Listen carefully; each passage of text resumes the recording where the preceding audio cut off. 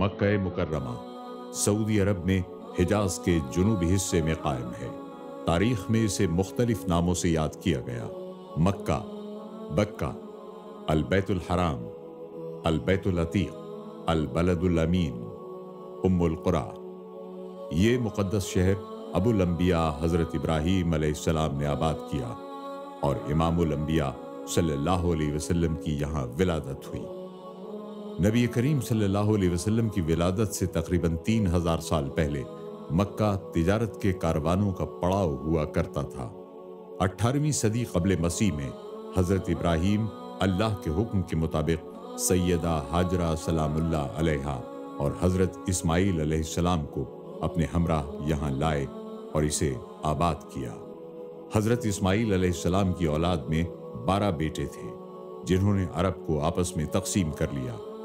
ان کی آبادی اس قدر بڑھی کہ عرب میں مغرب کی جانب مصر تک پہنچ گئے، جو حضرت اسماعیل علیہ السلام کا ننھیال بھی تھا، اور جنوب میں آبادی کا سلسلہ یمن تک پہنچ گیا، جہاں حضرت ابراہیم علیہ السلام کی تیسری زوجہ سیدہ قطورہ سلام اللہ علیہا کی اولاد آباد تھی، اور شمال میں بنو اسماعیل کی بستیاں شام تک پہنچ گئیں، جہاں حضرت ابراہیم علیہ السلام کی پہلی زوجہ سیدہ سارہ سلام اللہ علیہا کی اولاد بنو اسحاق آباد تھی۔ حضرت اسماعیل علیہ السلام کے فرزند قیدار بہت نامور ہوئے۔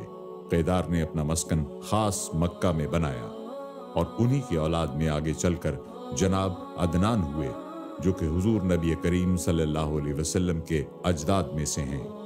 مکے میں جتنے قبیلے آباد تھے، ان سب سے کسی نہ کسی انداز میں حضور صلی اللہ علیہ وسلم کی رشتہ داری تھی، اور اہل عرب کے یہاں رشتہ داریوں کا بہت احترام بھی تھا۔ مگر جیسے ہی اللہ کے محبوب صلی اللہ علیہ وسلم نے اعلان حق فرمایا تو سب جانب سے ایک ہی رد عمل آیا، اور وہ تھا شدید مخالفت۔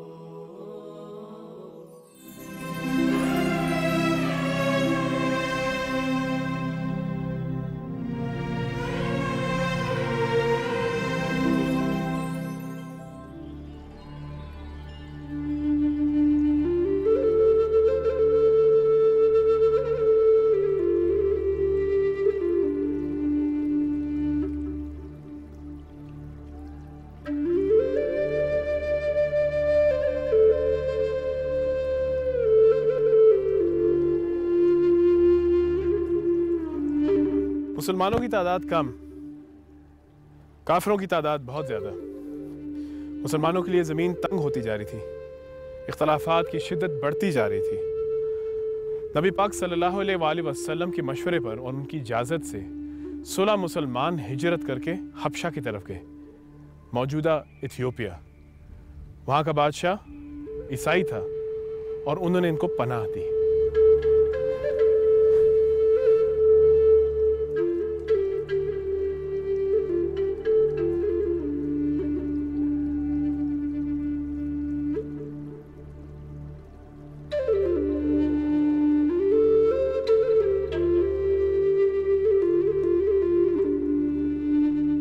اس ہجرت کی خاص بات یہ تھی کہ اس کی قیادت داماد رسول سیدنا عثمان غنی رضی اللہ عنہ کر رہے تھے، اور آپ کے ساتھ آپ کی زوجہ سیدہ رقیہ بنت رسول اللہ بھی تھیں۔ حضور نبی کریم صلی اللہ علیہ وسلم نے اس موقع پر ارشاد فرمایا: لوط و ابراہیم کے بعد یہ پہلا جوڑا ہے جس نے راہ خدا میں ہجرت کی۔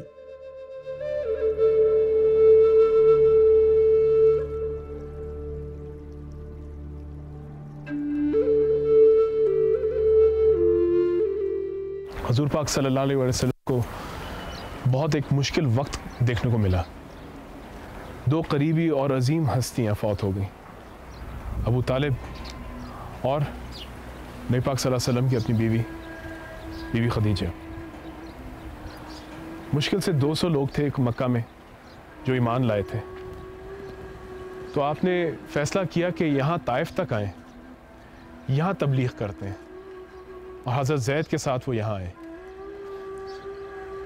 دیکھنے کو تو بہت خوبصورت تھا باغ، لیکن دل بہت سخت تھے۔ جو برتاؤ ہوا ہمارے رسول کے ساتھ اور حضرت زید کے ساتھ، وہ میں جس طرح بھی بیان کروں کم ہے۔ جس کرب سے، جس تکلیف سے وہ گزرے کہ انہوں نے پتھر مارے، اتنا زخمی کیا اور اتنی بربریت کے ساتھ کیا کہ کہا جاتا ہے، کہیں روایت میں لکھا ہے کہ نبی پاک صلی اللہ علیہ وسلم کے پاؤں سے اتنا خون نکلا کہ ان کی جوتی کے ساتھ جم گیا، ان کو سانس لینے تک کا موقع نہیں دیا گیا۔ آپ یہاں سے تھوڑا باہر گئے تو دو بھائی تھے، ان کا ایک باغ تھا، مکی تھے، تو انہیں تھوڑا سا رحم آ گیا، تو اپنے غلام سے کہا کہ بھئی اس کی ذرا خیر خدمت کرو، تو تھوڑے سے انگور لائے گئے۔ اس غلام نے جب انگور دیے ان کو، تو نبی پاک صلی اللہ علیہ وسلم نے جس طرح ہم سب کرتے ہیں بسم اللہ الرحمن الرحیم کہہ کے انگور کھایا، تو وہاں اس غلام کو آیا کہ بھئی یہ آپ نے کیا کہا ہے، اور اس دھاگے کو، سرے کو پکڑ کے نبی پاک صلی اللہ علیہ وسلم نے ایک عیسائی غلام کو مسلمان بنایا۔ اس نے ان کی تیمارداری کی، اور پھر اسی کی یاد میں اس باغ کے بالکل پاس ایک مسجد تعمیر کی گئی۔ لیکن ایک بہت اہم بات ہے جو کہ ہم سب کو یاد کرنی چاہیے۔ جب آپ اس تکلیف سے گزر رہے تھے تو کہا جاتا ہے حضرت جبرائیل علیہ السلام آپ کے پاس آئے اور آپ سے کہا کہ آپ ابھی حکم دیں یا رسول اللہ، یہ پہاڑ ان کے اوپر گرا دیں، ان کو ختم کر دیں ہم۔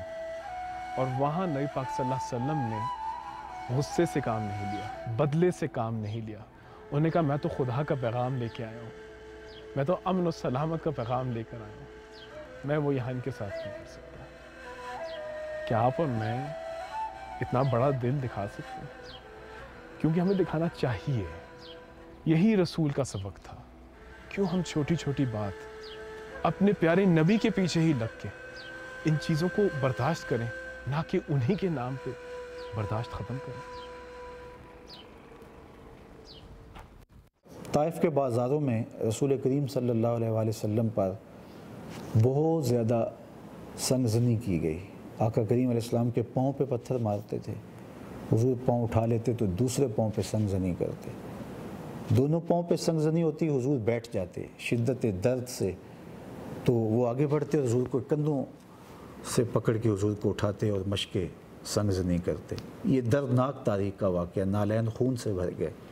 عذاب کے فرشتے حاضر ہو کے عرض گزار ہوئے، اگر آپ کہیں تو ہم ان پہاڑوں کو آپس میں جوڑ دیں اور ان کی چیخیں آپ اپنے کانوں سے سنیں، لیکن میرے حضور نے اس وقت بھی کہا کہ میں رحمت بن کے آیا ہوں۔ اگر حضور اشارہ ابرو فرماتے تو یہ پچھلی قوموں کی طرح صف ہستی سے مٹا دیے جاتے، لیکن میرے حضور نے کہا تھا کہ مجھے ان کی نسلوں سے ایمان کی توقع ہے۔ رحمت عالم کا یہ انداز تاریخ کبھی بھی نہیں بھول سکے گی۔ مورخ اسلام افی جلندری نے حضور علیہ السلام کے اس انداز کرم کا نقشہ یوں کھینچا ہے کہ جب حضور سے کہا گیا حضور ان کے لیے بد دعا کر دیجئے، تو حضور نے ہاتھ اٹھا کے یہ کہا الہی کرم کر کو سارے طائف کے مکینوں پر، الہی پھول برسا ان پتھر والی زمینوں پر۔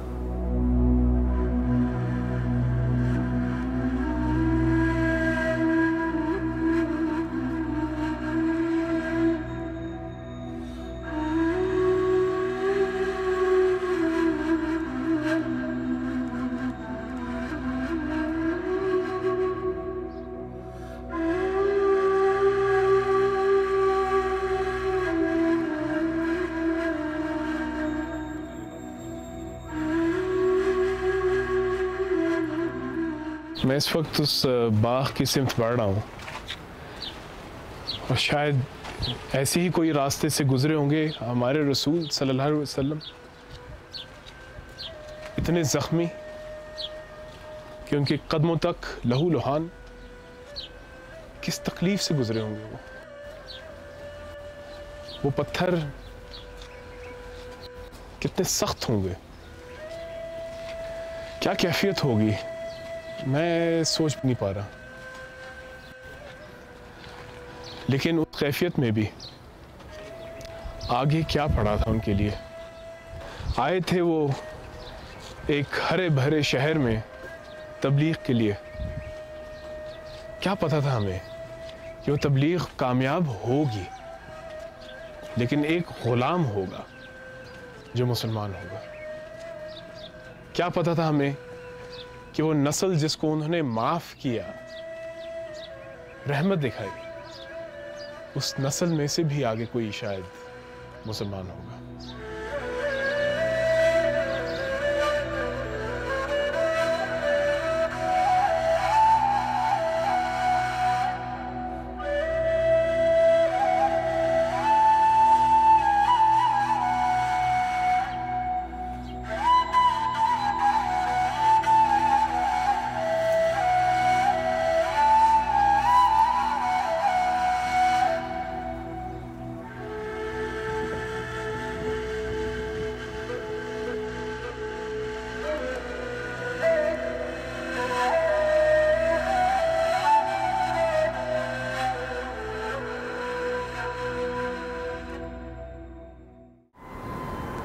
طائف شہر جو ہے وہ پہاڑوں کے دامن میں ہے۔ آپ جب زخمی حالت میں وہاں سے نکلے تو آپ ایک جگہ بیٹھ کر آپ نے آرام کیا اور ایک خصوصی دعا کی۔ یہ مسجد اسی جگہ کے لیے تعمیر کی گئی ہے، اسی کی یاد میں۔ اس وقت میرے ارد گرد بہت سکون ہے، کاش آپ کو بھی وہ سکون محسوس ہو، اور جو خوشبو ہے کاش آپ کو بھی وہ خوشبو ہے۔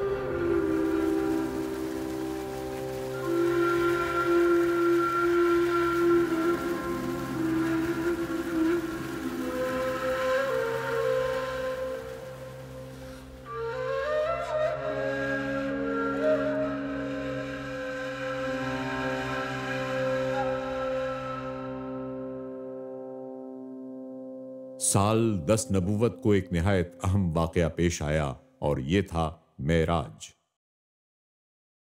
پاک ہے وہ ذات جس نے اپنے بندہ خاص کو رات کے کچھ حصے میں مسجد حرام سے مسجد اقصی تک کی سیر کروائی، جس کے ارد گرد ہم نے برکتیں رکھی ہیں تاکہ ہم اسے اپنی عظیم نشانیاں دکھائیں۔